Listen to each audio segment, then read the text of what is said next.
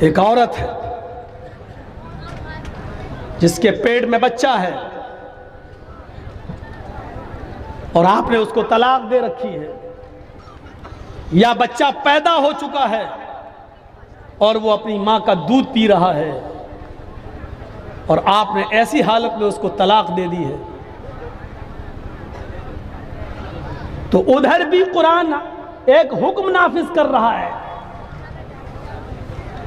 وَعَلَى الْمَوْلُودِ لَهُ رِزْقُهُنَّ وَكِسْوَتُهُنَّ، اور لڑکے کے باپ کے اوپر یہ ضروری ہے، کیا ضروری ہے؟ جس کا لڑکا ہے یعنی باپ کے لیے جس نے طلاق دے دی ہے کہ جب تک وہ بچہ اپنی ماں کا دودھ پی رہا ہے، رزقہن وکسوتہن بالمعروف، اس عورت کا رزق یعنی اس عورت کا کھانا پانی اور اس کا کپڑا یہ باپ کی ذمہ داری ہے، یہ مرد کی ذمہ داری ہے کہ وہ اس عورت کو دے گا جس کے پاس بچہ ہے،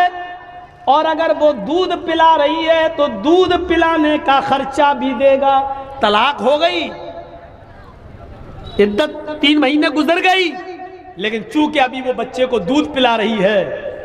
اور بچہ ماں کا دودھ پی رہا ہے،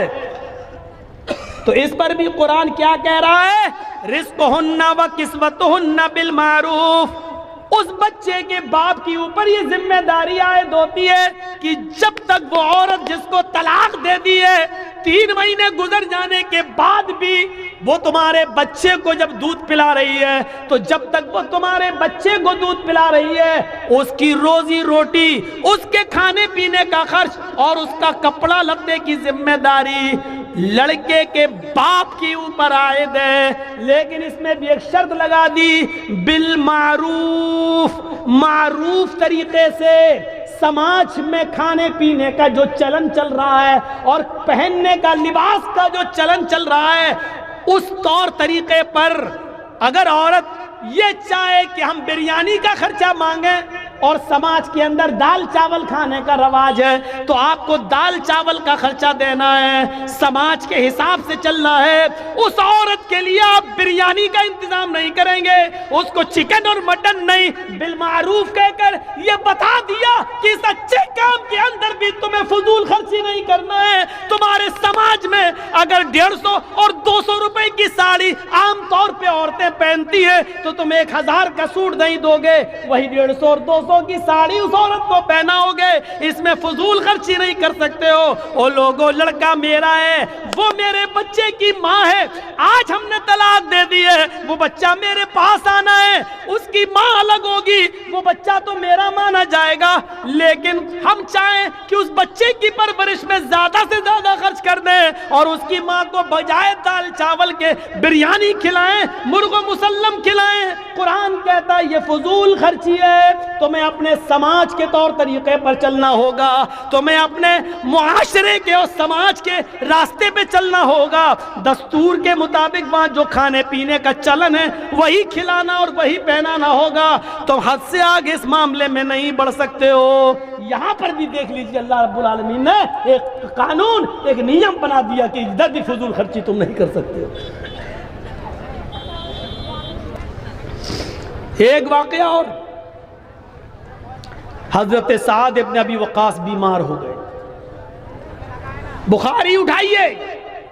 حضرت سعد ابن ابی وقاص بیمار ہوئے، اللہ کے رسول کو پتا چلا کہ حضرت سعد کی طبیعت خراب ہو گئی، اللہ کے رسول ان کی عیادت کے لیے ان کے گھر گئے۔ اے اے اس واقعے سے تو آنکھیں پھٹی کی پھٹی رہ جائیں گی۔ اللہ کے نبی جب ان کی عیادت کے لیے گئے تو حضرت سعد نے حضرت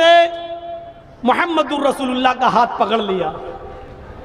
اور کہنے لگے، جملے دیکھیے، اے اللہ کے رسول میری بات کو ذرا غور سے سننا، اب مجھے کئی بیماریاں لاحق ہو گئی ہیں، نہیں لگتا کہ میں اس بیماری میں بچوں گا، خیر موت و زندگی تو اللہ کے ہاتھ میں، جو آیا ہے اس کو ایک دن جانا ہے۔ اللہ کے نبی کہتے ہیں سعد تم جو کچھ بھی بول رہے ہو اس میں کچھ بھی جھوٹ نہیں ہے، جو آیا ہے اس کو جانا ہے۔ تم کہہ رہے ہو کہ اس بیماری میں اب مجھے بچنے کی امید کم ہے، تو امیدیں دنیا لگاتی ہے، شفا دینے والا اللہ ہے، جب وہ تمہیں شفا دینا چاہے گا تو شفا دے دے گا، اور جب اپنے پاس بلانا چاہے گا تو ہماری دعائیں بھی تمہارے کوئی کام نہ آئیں گی۔ اے سعد تم کچھ اور بات کرنا چاہتے ہو تو بتاؤ۔ ہاں اے اللہ کے نبی موت و زندگی کا تو کوئی بھروسہ نہیں، لیکن آج مجھے ایک بات کہنی ہے۔ اے اللہ کے نبی میری ایک بیٹی ہے، بس صرف میری ایک بیٹی ہے، میں اس کی شادی سے فارغ ہو چکا ہوں، وہ بھی پرائے گھر کی ہو چکی ہے، وہ بھی شوہر والی ہے، اس کے بھی بچے ہیں، وہ اپنے سسرال جا چکی ہے، وہ اپنے شوہر کے پاس خوش ہے۔ اے اللہ کے رسول میرے پاس میرا ایک یہ مکان ہے، ایک اور مکان ہے، میرے پاس 2-3 باغات بھی ہیں، میرے پاس اس کے علاوہ بھی کوئی ملکیت ہے، میں چاہتا ہوں کہ میری بیٹی کا تو نکاح ہو گیا ہے، اب تو کوئی ہے نہیں، اس لیے میں چاہتا ہوں کہ انتقال سے پہلے میں سارا کا سارا اپنے گھر اور اپنے مکان اور اپنی ملکیت اور اپنی پراپرٹی زمین و جائیداد اللہ کے نام پہ خرچ کر دوں، فی سبیل اللہ لٹا دوں، سب صدقہ کر دوں۔ اے اللہ کے نبی کیسا رہے گا؟ اگر یہ صحیح ہے تو میں آپ کو دے دیتا ہوں، آپ اس کو دینی کام میں جہاں لگانا چاہیں لگا دیں۔ اللہ کے نبی فرماتے ہیں ایسا تم ایسا ہرگز نہیں کر سکتے۔ بخاری کے الفاظ پر غور کرنا، ایسا تم ایسا ہرگز نہیں کر سکتے۔ کہا اللہ کے نبی میں چاہتا ہوں کہ اپنی زندگی میں کچھ نہ کچھ صدقہ کر لوں، کیا میں سارا کا سارا نہیں دے سکتا؟ اللہ کے نبی فرماتے ہیں نہیں، ایسا تم سارا کا سارا نہیں دے سکتے۔ تو کہا ٹھیک ہے اے اللہ کے نبی تو میں اپنے گھر مکان ملکیت زمین و جائیداد کے 3 حصے کر لیتا ہوں۔ ادھر دیکھو یہ بات غور سے سنو، میں اپنی زمین و جائیداد ملکیت کے 3 حصے کر لیتا ہوں، 3 حصے، 2 حصے میں خرچ کر دیتا ہوں، 2 حصے کا میں صدقہ اور خیرات کر دیتا ہوں، اور ایک حصہ اپنے پاس رکھ لیتا ہوں جو میرے مرنے کے بعد ترکہ ہو جائے گا، میری بیٹی میں اور میرے رشتہ داروں میں بٹ جائے گا۔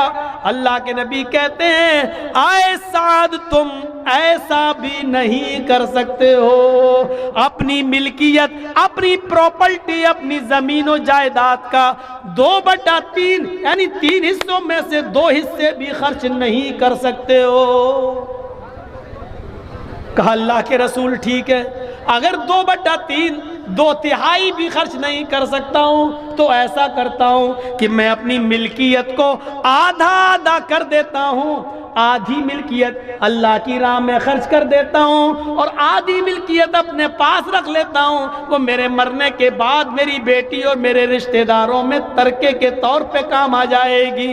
آپ نے فرمایا اے سعد تم اپنی زندگی میں اپنی پراپرٹی زمین و جائیداد کا آدھا حصہ کر کے آدھا مال بھی صدقہ اور خیرات نہیں کر سکتے ہو،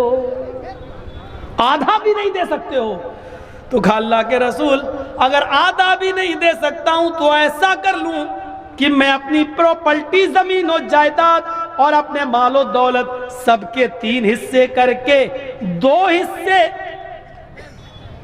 ایک حصہ میں اپنے پاس رکھ لوں، ایک حصہ میں خرچ کر دوں، 2 حصے میں اپنے پاس رکھ لوں، ایک حصہ میں خرچ کر دوں، یعنی 1/3 3 حصے کر کے، ابھی تو کہہ رہے تھے کہ 2 خرچ کر دوں 1 روک لوں، اب کہہ رہے ہیں 3 حصے میں سے 2 خرچ کر دوں اور 1 خرچ کر دوں اور 2 روک لوں، 1 خرچ کر دوں۔ تو اللہ کے نبی کیا کہتے ہیں اے سعد ابن ابی وقاص، ہاں اپنی پراپرٹی زمین و جائیداد کا 1/3 جس کا تم حق رکھتے ہو، 1/3 1/3 جس کا تم حق رکھتے ہو، اس کی وصیت جس کو چاہو کر سکتے ہو، جس کو دینا چاہو دے سکتے ہو، لیکن 2 حصے تمہارے انتقال کے بعد تمہارے رشتہ داروں میں ترکے کے طور پہ تقسیم ہوں گے۔ 1/3 حصہ تم خرچ کرنا چاہو تو کر سکتے ہو، صدقہ و خیرات دینا چاہو تو دے سکتے ہو، حالانکہ یہ بھی زیادہ ہے، یعنی میری مانو تو یہ بھی زیادہ ہے، لیکن 1/3 کا تمہیں اختیار ہے، 1/3 کا تمہیں اختیار ہے۔ یہ حدیث ہمیں کیا بتلا رہی ہے؟ بخاری شریف کا یہ منظر اللہ کے رسول صلی اللہ علیہ وسلم نے حضرت سعد بن ابی وقاص سے جو کہا، وہ بھی ان کی بیماری کے حال میں جو کہا، یہ حکم ہمیں بتلا رہا ہے کہ ہم سارا کا سارا مال خرچ کر کے خود سڑکوں پہ آ جائیں اور بھکاری بن جائیں، یہ جائز نہیں ہے۔ جب دینی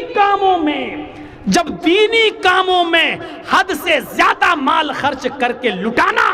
جائز نہیں ہے، تو شادی اور بیاہ میں، آتش بازیوں میں، بیڑی و سگریٹ میں، پان تمباکو میں اور شراب نوشی میں فضول خرچی کرنا کہاں سے جائز ہو جائے گی؟ یہ ہماری تقریر کا آج موضوع دوسرا ہے۔ ہم فضول خرچی یہ نہیں کہہ رہے ہیں کہ حرام ہے، ہم فضول خرچی یہ نہیں کہہ رہے ہیں ناجائز ہے، ہم یہ بتا رہے ہیں جب فضول خرچی دینی کام میں جائز نہیں ہے تو غیر دینی کاموں میں جائز کہاں سے ہو جائے گی؟